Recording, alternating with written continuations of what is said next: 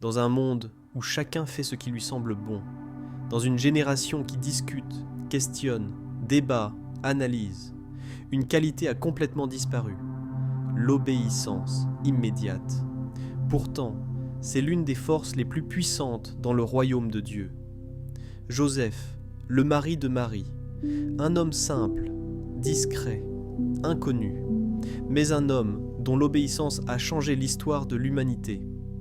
Aujourd'hui, beaucoup veulent entendre Dieu. Beaucoup veulent des prophéties, des visions, des confirmations. Beaucoup veulent que Dieu parle, mais peu sont prêts à obéir immédiatement. On veut savoir, on veut comprendre, on veut calculer la logique, on veut être certain avant d'obéir. Mais Joseph n'a rien calculé. La Bible dit « Joseph, s'étant réveillé, fit ce que l'ange du Seigneur lui avait ordonné. Il n'a pas demandé un second rêve. Il n'a pas dit « Seigneur, parle-moi encore demain pour confirmer. » Non, il s'est levé et il a obéi.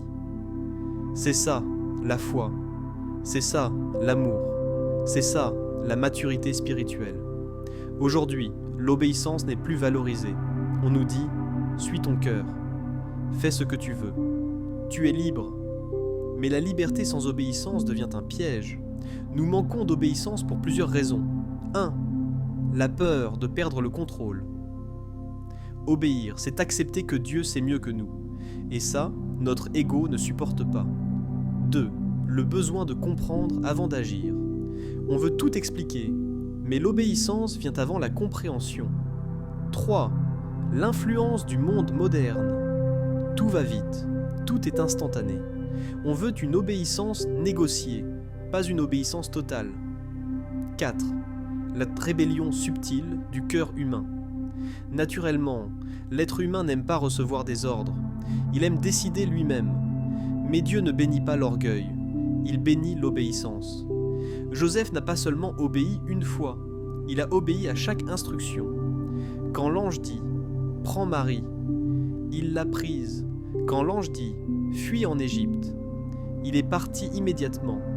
Quand l'ange dit « Retourne », il est retourné. À chaque étape, c'est son obéissance qui a préservé Jésus.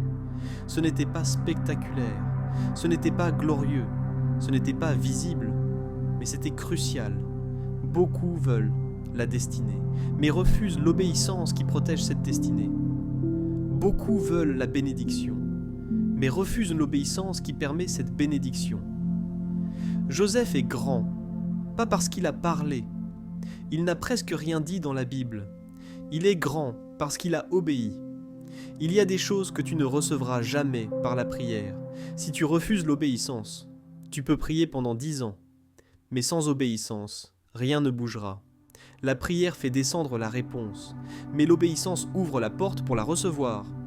Joseph aurait pu dire « Seigneur, protège Jésus ».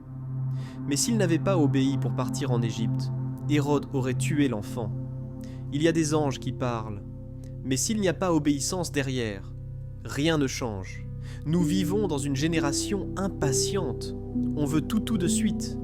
Mais Dieu n'est pas pressé. Dieu n'est jamais en retard et jamais en avance.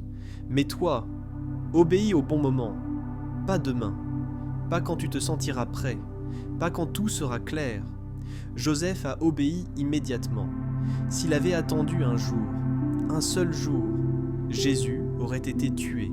Retarde ton obéissance et tu retardes ta destinée.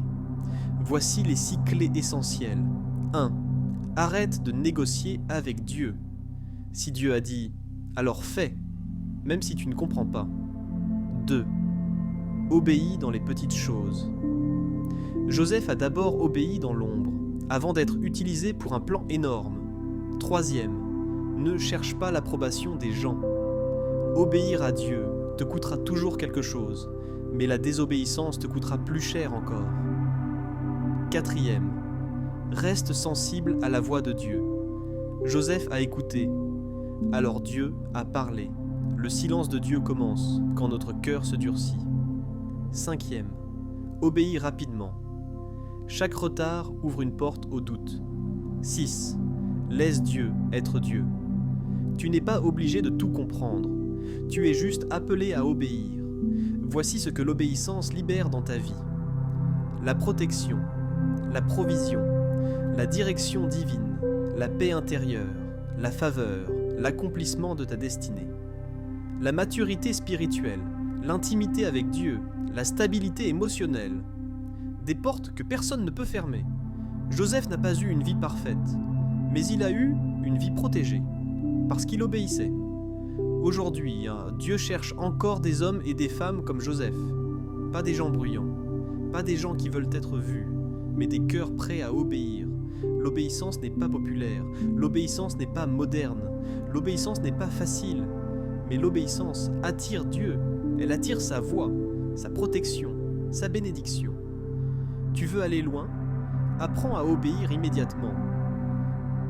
Si ce message t'a parlé, n'oublie pas de liker, de t'abonner et d'activer la cloche pour recevoir chaque jour une nouvelle exhortation. Que Dieu te bénisse.